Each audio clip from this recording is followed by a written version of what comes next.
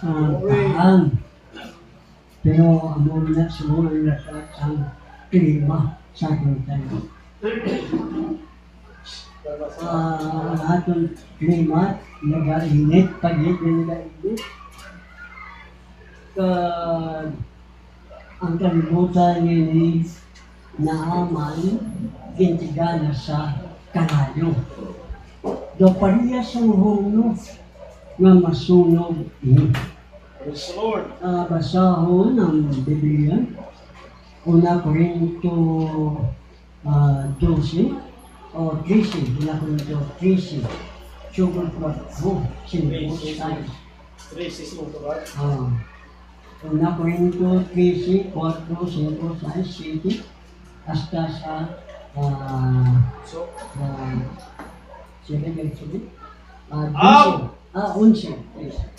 ang gugma mapailubon kag malulok. Ang gugma wala nagakaisa o kung nagapabugat. Yes. Wala ini nagapahabok o kung nagagawi sindi nagakaigo. Amen. Ang gugma wala nagapangita sa iya kagalingon. Yes. Hindi ini may nakigon o kung nagasapak sang kalautan. 6. Wala ini nagakalipay sa katikuan, kundi nagakalipay sa katarungan. 7. Ang gugma nagabatas sang tanan nga butang, nagato sang tanan nga butang, nagalaom sang tanan nga butang, nagaantos sang tanan nga butang. Ang gugma wala nagauntat kung nanungod sa tagna, ini mataliwan. Kung nanungod sa mga hambal, magauntat sila. Kung nanungod sa pagkilala, mataliwan ini. Kaya ang aton pagkilala dihimpit, kag ang aton panagda dihimpit. Apang ko nang himpit magabot, ang dihimpit mataliwan. Sa ako bata pa, nagambal ako subong sang bata. Naguna-una ako subong sang bata. Nagbais ako subong sang bata. Sang amtong na ako, ginsikway ko ang binata nga mga butang. Karon nagatulog kita sa dimatag sa salamin. Apang ugaling sa guya kaguya. Karon nakakilala ako sa bahin. Ugaling makahangop ako sing bugos. Subong ako man makahangop sing bugos. Gani ang pagtuong, ang paglaom, ang gugma nagapadayon.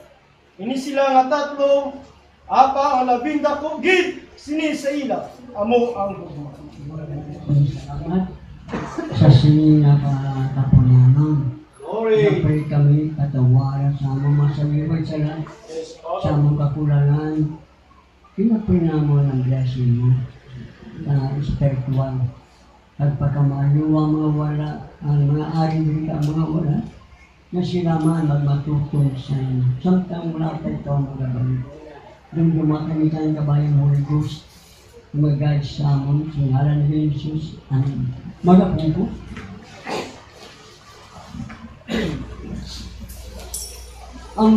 Ang pulong sa Diyos, o may ara nga pulong sa Diyos para pang bata. Amen. Ang una nga may mga Sunday school teacher sa mga bata. Bangon may mga pagtulunan nga para sa mga bata, may pagtulunan man para sa hamtong. Hindi tanan nga pagtulunan nagakaigo sa tanan nga tao, kay bangod may aras siya nga limitasyon. Amen. May ebanghelyo sa panahon ni Noe. Pero may ebanghelyo man sa panahon ni Moses. Amen. Ang ebanghelyo sa panahon ni Moses lain sa ebanghelyo ni Noe. So hindi tanan ng ebanghelyo palarihas. Bangod may alang nga mapagpangwari na suno lang sa mga panahon. So kada panahon may ebanghelyo, may pagwari.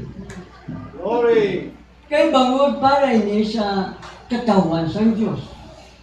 Halimbawa, May ebanghelyo si dalong sang kasuguan. May ebanghelyo si dalong sang bugay. Amen.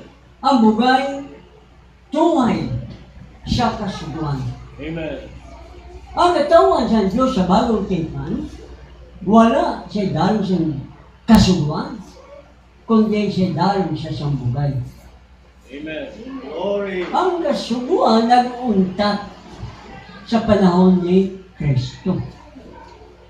Kagambugay ngayon, mag-auntat man pag-abot sa rapture. Amen. Basa ang Efeso 3, 24 kag 25. Efeso 3, 23-24. Ah.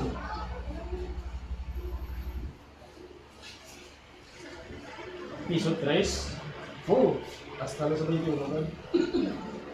yes. Oh, Efeso 3.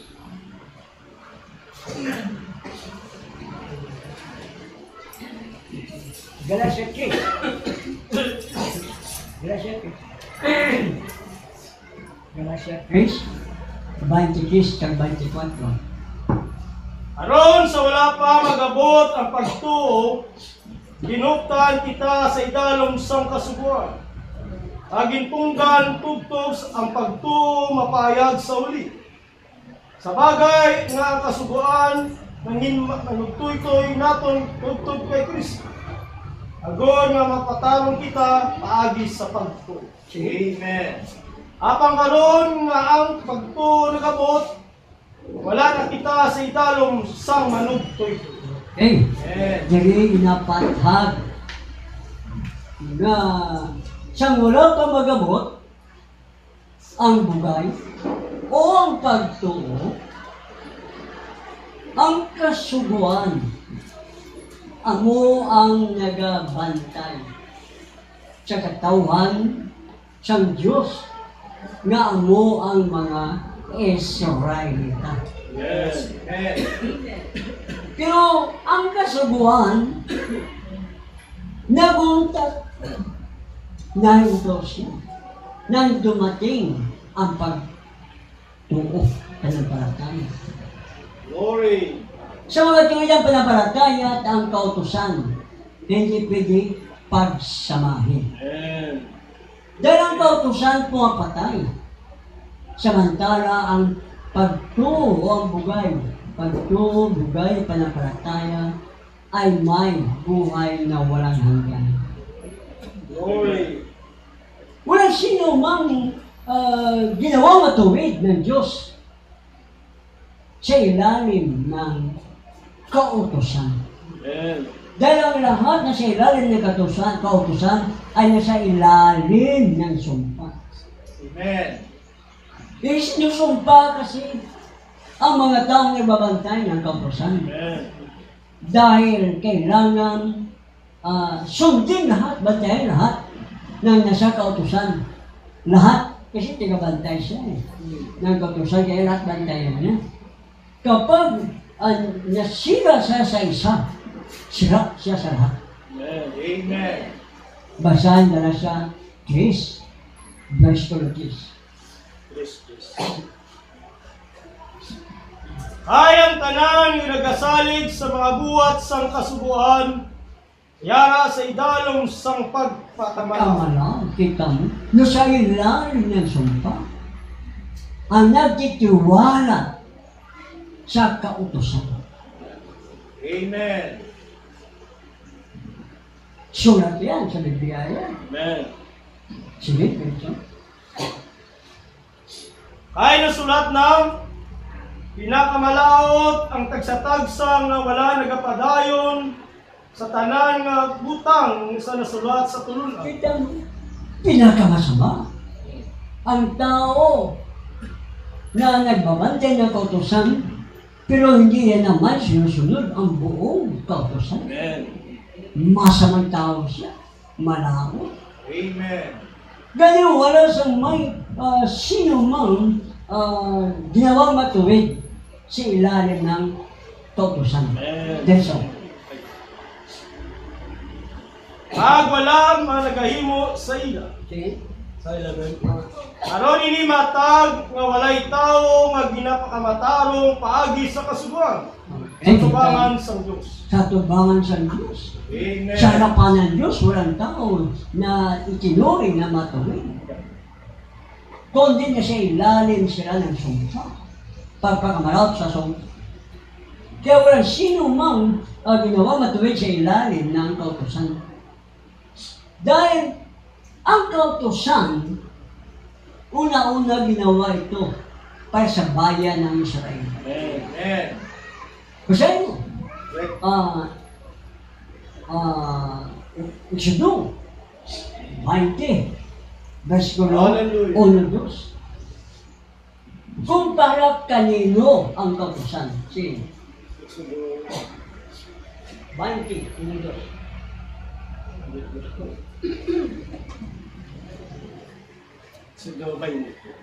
Oh, 20. 1-2. Kag ang Diyos nagambal sinis tanan nga pulong nga nagasiling. Ako ang Ginoo nga imo Diyos nga nagpagawa sa imo Nga nagpagawa sa iyo. gikan sa duta sang Ehipto, sa balay sang kayulit na. Okay. Ano tutukoy ng Diyos? Inilabas ko kayo sa Ehipto. Kaya yung ginawa niya, diretso, Dili ka magupot sa iban nga mga Diyos sa tubangan ko. okay. So, sino binigyan ng kautusan? Ang inilabas sa Ehipto. Hindi kasali ang mga hindi yan. Kaya kahit ang araw ng inugpahuan, kapahingaan. Ang araw ng kapahingaan ay para lamang sa bayang Israel. Hindi para sa lahat ng tao yan. Basahin mo. Exodo 31, versikulo 14 at 13. O 14. Hallelujah. Exodo 31, 14. Bantayan ninyo ang inugpahuway, bangon nga bala nini sa inyo. Okay? Ang tagsa-tagsa nagapasipala sini patyon. Ang nagapasipala sa inyong paway. Patyon. Kaya bantayan nyo. Sinong nyo? Pati ba hindi? Siya ba'y kasama sa inyo? Bantayan nyo. Ang kasulatan ang magtuturo sa atin. Hindi kung ano ang interpretasyon ng tao. Ang bisan sino nga nagahimo sing bisan anong buluhaton sa iya, pinangkalag updon gikan sa tunga sang iya katawa. Okay. Bisan ano? Pag sinabing bisan ano, walang gagawin kahit ano. Wala ang mga Israelite dahil walang gagawin kahit ano sa araw ng iyong panghuwan. Amen. Kahit ano? Kahit magluto. Amen. Patyon. Paano ito? Kailan sundin? Amen. Isa lang ang supakon, supaktanan. Amen. Diretso ba sa? Sa anong kaadlaw, imuon ang buluhaton. Apang sa adlaw nga ikapito, amo ang ilupaway sa maligdong nga pauban. Next. Balaan sa Ginoo ang bisan sino nga nagahimo sing bisan anong bulaton sa adlaw nga inupaway patyon. Makita mo siya. Sino patyon? Hindi ba lang hindi siya magtibang? Hindi siya magluto sa araw ng Sabado? Patyon. Ang kautosan para sa Israel, kapag sa araw ng inugpaway, kapag sa balay nila, may nakitang usok nagsindi ng apoy para magluto. Sa araw na ikapito, na amo yung paway, waon sa balay kong patyo, bato kung tumakatay. Ano ang verse 12, brother? Isa. 12. Hindi. 31, 12. Ang Ginoo nagsiling kay Moses, isiling sa katawan sa Israel, bantayan ninyo ang akon mga inugpaway. Dali lang. Bantayan nyo ang akon mga inugpaway. Kanina ito sinabi ng Diyos kay Moses sa katawan sa Israel. Israel, hindi. Correct. Ang Israelita, sila yung mga Hudyo. Ngayon, kahit hindi naman Hudyo, pati sila, gawin nilang aral, ano pahuway ngayon ano sasabi ng Biblia, brother? Pahayag, bugna, 2:9 o 2:10, sinasabi. Bigla 2. Ah. 2. Nakilala ko ang imo mga kagmitmitan, kagang imo kaymunan, apang manggaranon ka, kagang pagkasipala sa mga nagasiling, nga sila mga Hudyo, Gasiling mga Hudyo, pwede man pala mga Hudyo. Siling na lang nila, pag-aangkin na sila yung mga Hudyo.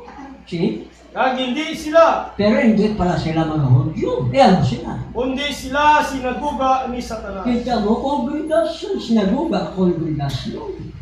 Kanino sila kongregasyon? Ni Satanas. Hindi sila kongregasyon ng Diyos. Dahil ang mga Hudyo, bayan ng Diyos, at ang kautosan para sa Israelita Amen. na bayan ng Diyos. Amen. At kung sila yung mga hintil at inaangkin nila na sila tigabantay din ng kautosan niyan, hindi sila kongregasyon ng Diyos, kundi ni Satanas. Amen. Sapagkat yun ay para sa bayan ng Israel, hindi para sa lahat ng tao. Amen. Nalala ko, si Brother God, ang pastor niya ang pastor ng asawa niya na Sabadista, ang nagpaway daw ay tanda para sa lahat ng mga tao basta bayan ng Diyos. Paano? Pinabasa ko kay God na ito nagpaway para lang sa Israelita. Hindi kasama ang mga hindi. At iyang nagpaway niyan, sa mga nagpaway, bantayan ang akong mga nagpaway. Si Mayutos, ang Diyos, sino kanyang sinabihan? Si Moses.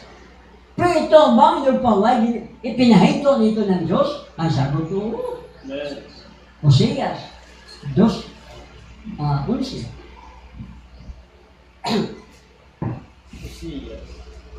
Oseas 2:11. Sabi? Hallelujah. Hosea. Oseas. Di ba? Wala kabalo sa Biblia.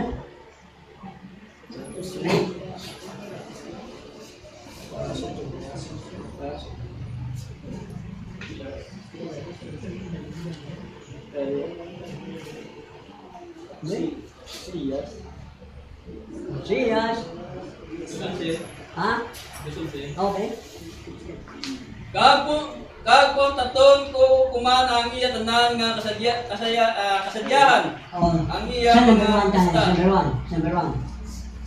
Kasa una mo to ba? Oh. Isilingin niyo sa inyo mga utod ami.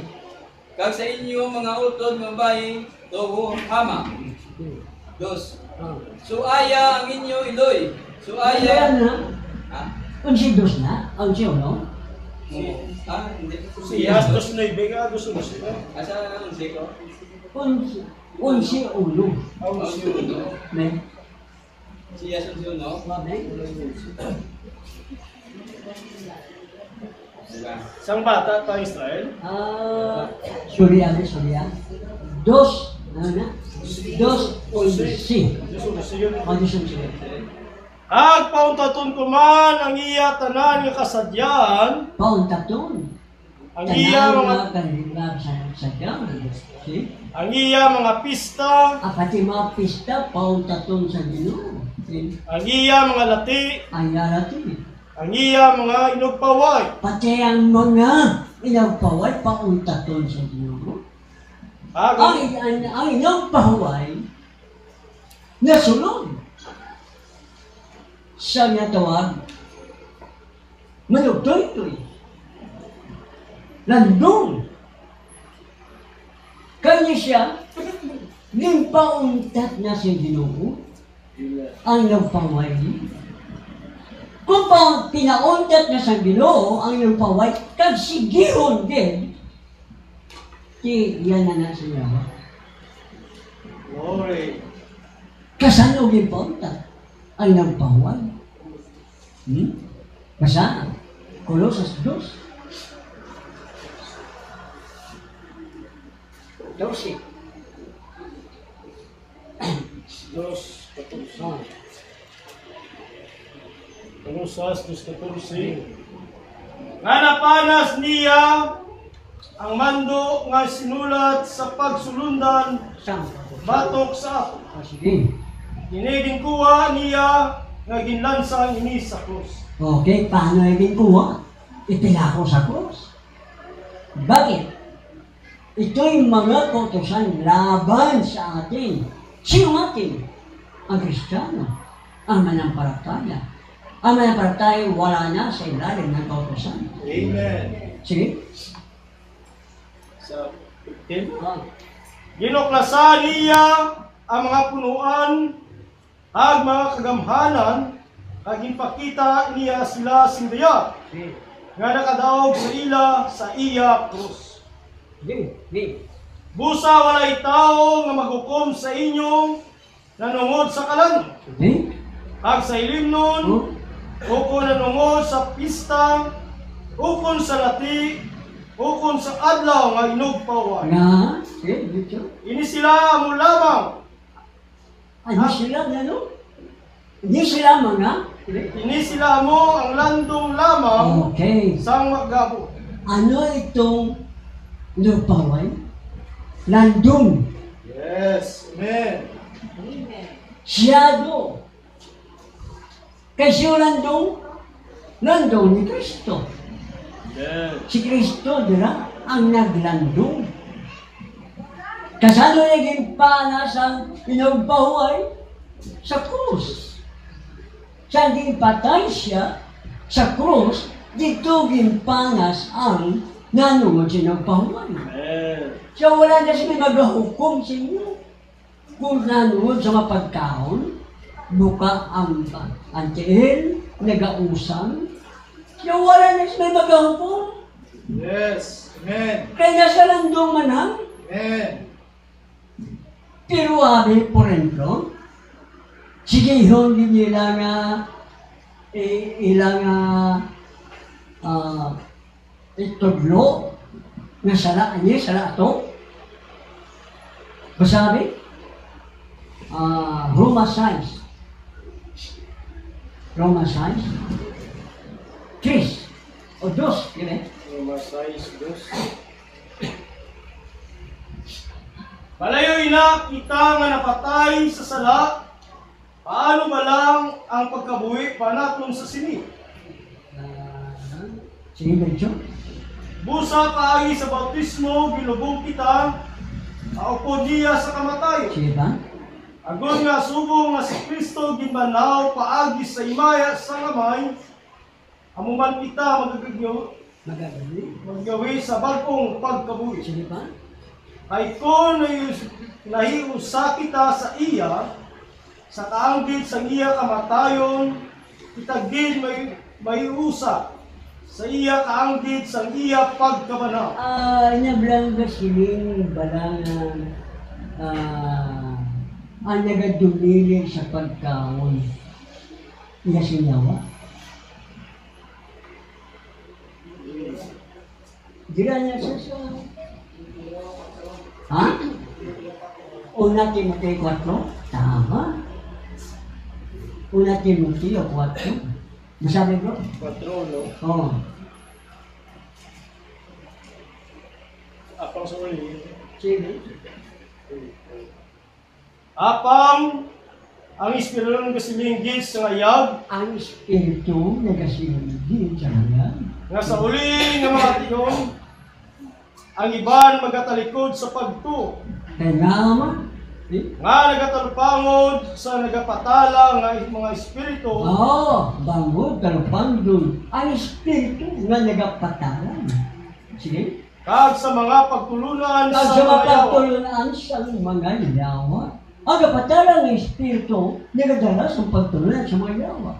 Ano ining mga pagtulunan ini sa yawa? Sige.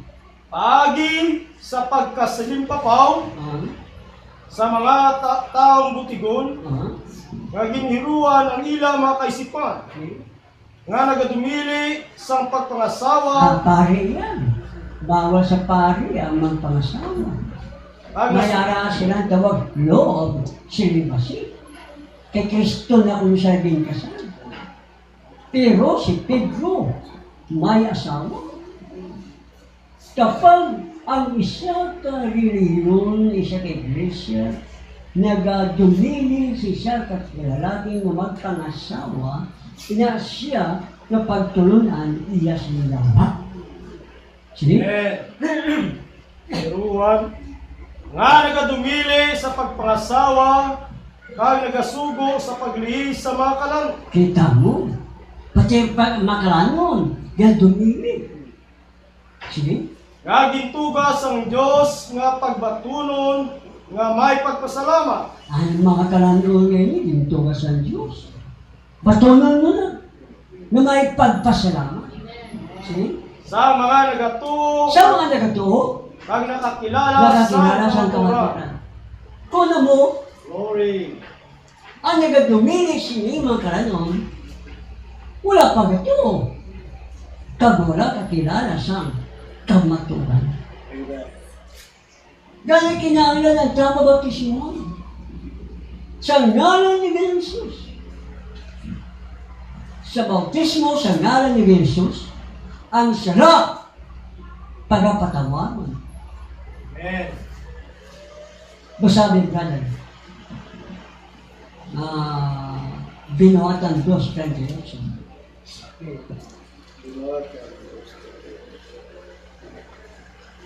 Pag si Pedro nagsiling sa ila, inulsol kamo, ang magpatismo ang tagsatagsa sa inyo sa ngalan ni Ginoong Jesucristo.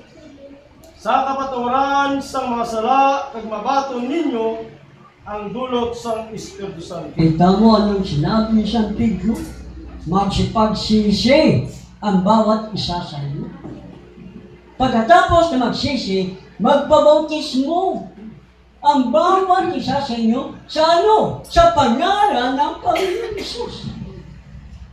Ano ngayon ang ginagamit na bautismo ng mga reliyon? Sa pangalan ng Ama, ng Anak at ng Espiritu Santo.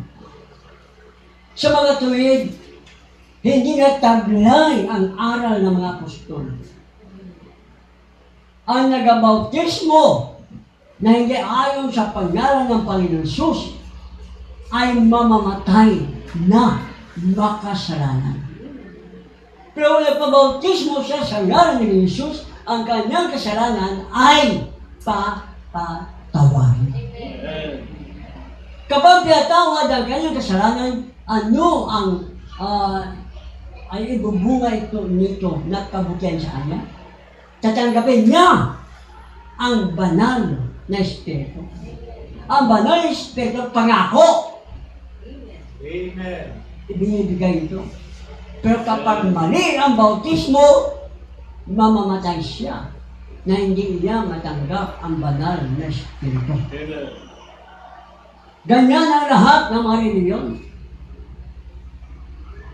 Na hindi nila pinapansin ng aral ni sa bautismo ay aral ni Satanas. pagtulon ani sa kanya. Kaya sabi niya, Pablo kay Timoteo, bantayan mo ang iyong itinuturo. Kapag ginawa mo ito, mariligtas mo ang iyong sarili. Gayon din ang nakikinig sa inyo. Eh kung hindi, pakinig lang kayo ng pakinig, na hindi nyo naman binabantayan kung ano na ang tinuturo. Paano yan? Paano maliligtas? Kaparusahan. Sapagkat halala ng hala. Kasi basta basahin sa Biblia, okay na. Paano yun? Kung nabasa sa Biblia, ay pinahinto na. Ituloy pa rin. Sa demonyo yun. Amen. Kaya, ano sinasabi sa una Timoteo 4? Ikalawang Timoteo 3. Ikalawang Timoteo 3. Versikulo 7 at 8. Kalawa. Ikalawang Timoteo 3. So, 7. Please. nga nagapamati, bisan kay sino, Ha? ay sabag, Sige, diretso. nga nagapamati, bisan kay sino, ang inigin makadangat sa pagkilala sa kamaturan. Kita mo, pamati dito, pamati doon, basta nagbukas ng Biblia, nangangaral, hala, pakinig na lang ng pakinig. Kahit kanino. Eh, hindi pa rin siya makarating sa pagkilala sa katotohanan. Pag hindi narating pagkilala sa katotohanan, ano narating niya? Kasinungalingan. Ganon ang nangyari noon sa kay Hanis at kay Ambris, panahon ni Moses. Otso, brother. Otso. Sumungan nga si Alis kag Hambris nagsumpong kay Moses, amuman sila nagasumpong sa kamaturan. Nga mga taong dunot sing panawino, kag butig nga sing pagtuo. Kita mo, sa panahon ni Moses, sino ang kumunta ng katotohanan? Si Hanis at si Ambris. Sa panahon ng iglesia, paano maging dunot ay napangunahon, ha? Pati pagto nila, butig na pagto. Sino yun? Ang naniwala at tumanggap ng ng mga aral na kumukontra sa katotohanan. Pag kinontra ang katotohanan, sa demonyo na yun. Pagkatapos sabihin ng tao, inibig ko ang Diyos. Totoo ba? Pero basahin mo, number 4. Absolute. So has philosophies and things entered among us. Okay. Ano ito? Ang mga karunungan ng tao. Ang mga aral ng tao ay pumasok sa iglesia. Kita mo pati iglesia ay pinasok ng mali na aral. Ano yung mali na aral? Ang mga filosofiya, mga interpretasyon ng mga nagtagapagturo. Biblia ang ginamit, Biblia ang binasa, pero ang interpretasyon ay hindi galing sa Diyos. Sige? Until it's begin to pull us towards the world. Word. Toward ano? The world. Kalibutan? Okay? Kalibutan brother? Oh. Pagkatapos pala, hihirain na ang tao patungo sa sanlibutan. Ano ito? Kapag ipinasok na ang aral ng tao, ang mga tao hihirain na pabalik sa sanlibutan. Sasabihin, Diyos ang pinapuri. Wala problema sa pagpupuri. naging masigasig sa paglilingkod. Walang problema sa paglilingkod. Pero yung interpretasyon na yun, naggaling lang sa mga karunungan ng tao. Pag ipinasok na sa iglesia, ang iglesia ay hihilahin na pabalik sa sanlibutan para siyang baboy na pinaliguan dahil sa saputan. Kapag malinis na siya dahil baboy siya, babalik siya sa puti. Amen. Diretso natin.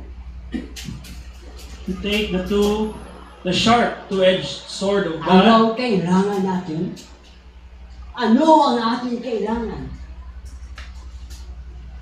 Ang salita ng Diyos na itinulad sa espada na doble ang talim. Amen. Magkabila. Amen. Sige. And cut free from everything. Kita mo, putulin mo na itong mga bagay. Ng salita ng Diyos, gawin mo ito pang putol sa lahat ng bagay. Sige. And stay right on that word. Kita mo, at manatili kayo ng matibay sa salita ng Diyos. Amen. Huwag kayo sumunod, makianod, makisakay sa aral ng sanlibutan. Manatili kayo ng matibay sa salita ng Diyos. Anong klaseng salita, brother? That is, because that is the ultimate. That is, Ito ang mapagkatiwalaan. Ito ang final. Ito na ang katapusan. Ang mensahe sa ating panahon. Sige. that is the absolute to every believer. Ano daw ito? Absoluto. Ito ang basihan ng bawat manampalataya. Kapag manampalataya, mayroon tayo ng absoluto. Sige? Next. Kita mo, ha? So, ano ito? Ang bawat iglesia, kung ano nakapasok na interpretasyon, yon ang kanilang absoluto. Kita mo, nagbautismo na sila sa pangalan ng Ama, ng Anak ng Espiritu Santo. Kung sasabihan mo sila ng katotohanan, hindi mo na sila makukuha dyan. Ginawa nila ng absoluto ang mali na interpretasyon. Sa halip na ang purong salita ng Diyos. Sinabi ng kasulatan, si Jesucristo, siyang Ama, siyang Anak, siyang Espiritu Santo. Hindi tatanggapin yun ng mga Trinitarian.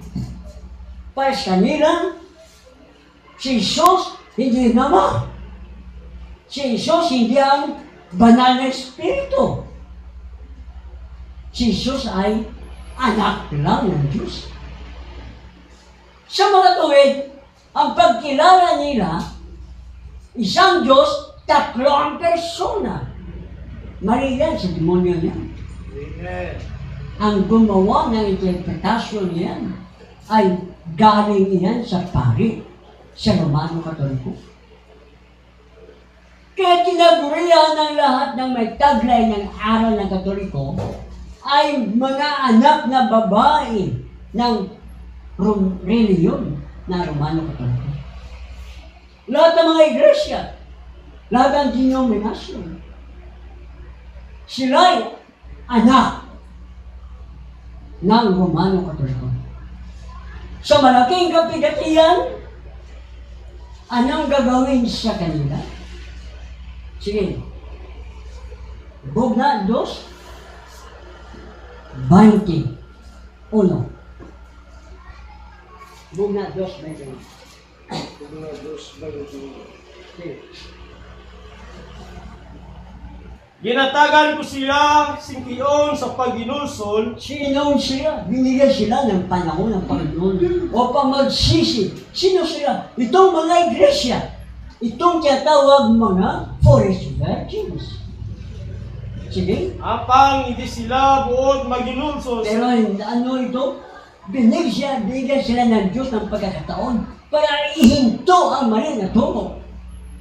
Glory. Pero hindi na ginawa. Anong gagawin naman ng Diyos kanila? Siya pagkamakailawason. Makihilawason. Sino ang makihilawason? Ang mga iglesia. Bakit? Tinagurian sila na mapakiapid. Dahil Kristiyano sila, pero taglay nila ang mali na aral ng Katoliko. Ang sino mang nanghahawakan ng aral, isang Diyos tatlong persona, ang tawag makihilawason sa harapan ng Diyos. Ang sino mang nagsasabi siya Kristiyano, from bautismo, Ama, Anak, Espiritu Santo, tawagin siyang mapakiapid. Makihilawason siya. Dahil ang bautismo niya hindi galing sa mga apostol, kundi galing sa mga pari. Sa diretso? Diretso. Yari karon, pamasakiton ko sila sa igdaan. See? Ag ang mga nagpakigilahi kaupod niya pangpuson ko sa dakong kamit-mita. Okay? Kundi sila maginulsol sa mga buhat niya, at pagpapatyon ko ang iya mga anak.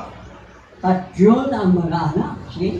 At ang tanan ng iglesia, makaibalong nga amo ako. Okay? Sino nanay? Romano Katoliko. Sino ang mga anak? Baptist, Pentecostal, mga Protestante, tanan ng mga relihiyon. Iyon ay tinuturing ng Diyos na anak ng Romano Katoliko. At saan ang tungo nila? Sa malaking kabigatian. Hindi sila magkakasama sa rapture. Si Brother Gamido, 5, katapusan. But God never left us without an Urim and Thummim. Okay, hindi tayo iniwanan ng Diyos na walang matibay na basyan. Ang tawag, Urim Thummim. Anong Urim Thummim? 12 kabato. Na pinadikit-dikit. At ito ay sa dibdib, sukbit.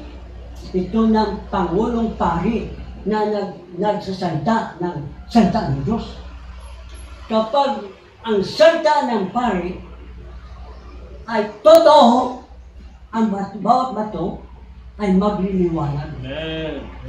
Pero isa lang na bato, ang hindi magliliwanag, ibig sabihin may isang mali.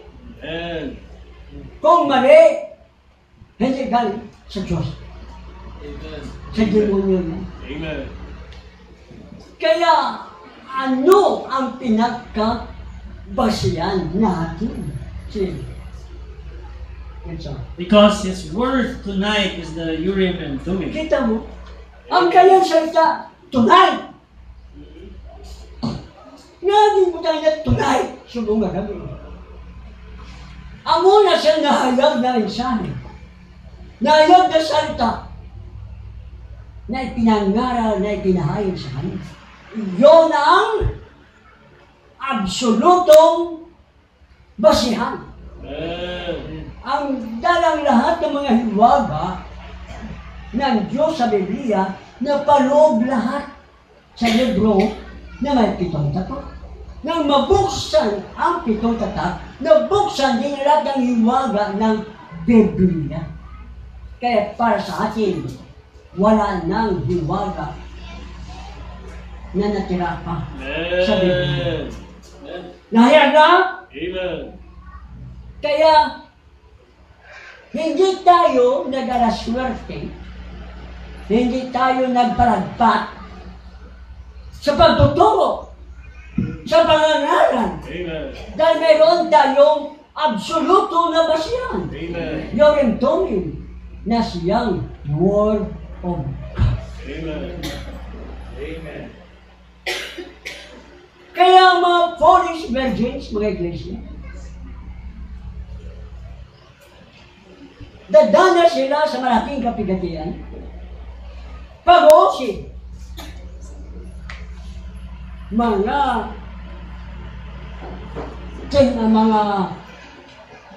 pagpahirap sa kanila.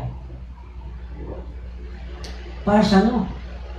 Para sila'y linisin sa kanilang mali na aral. Ang maling aral na taglay nila, hawak nila. Ito ang dahilan kung bakit hindi sila magkasama sa rapture. Ang hindi magkasama sa rapture, dadaan siya ng malaking kapigatian. Amen. Pero tayo, hindi nagaraan sa malaking kapigatian, kundi sa rapture na darating. May rapture. Hallelujah. Glory. Hindi ito naniniwala ang sabalista sa sikretong na rapture. Amen. Nasabi nga, ang lahat ng mga mata ng tao makakita sa kanya. Mali ang kanyang interpretasyon sa tamang bersikulo. Mali ang pagkahulugan. Amen.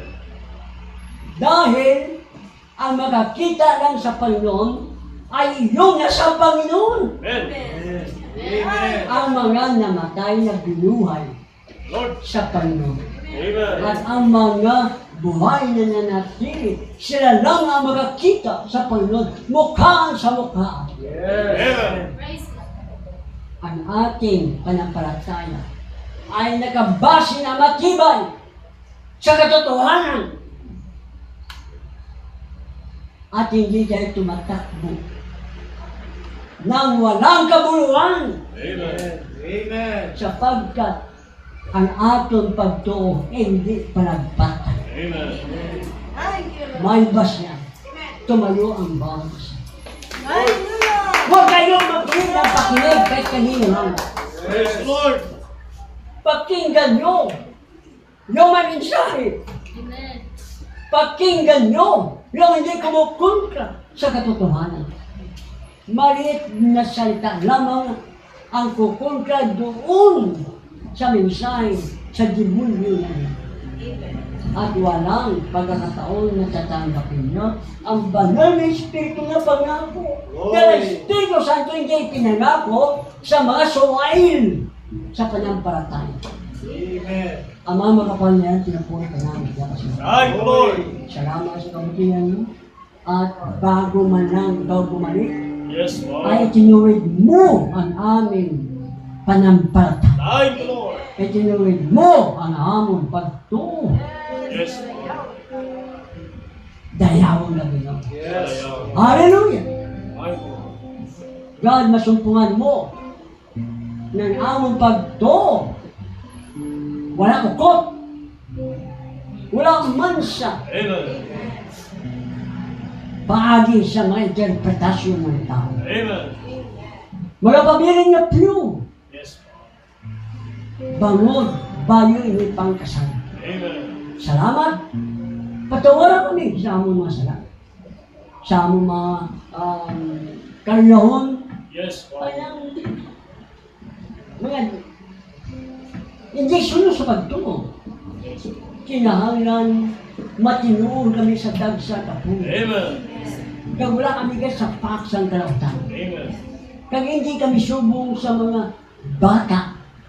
Ang pag-iisip, Amen. bata ang hulag. Bangod, ang Holy Ghost na dumating sa amin. Ito ang nagpamatong sa amin. Amen. Salamat, God. Hindi na kami subong sa mga bata. Isip, bata damdamin, Amen. bata kaisipan. Yes. Salamat God.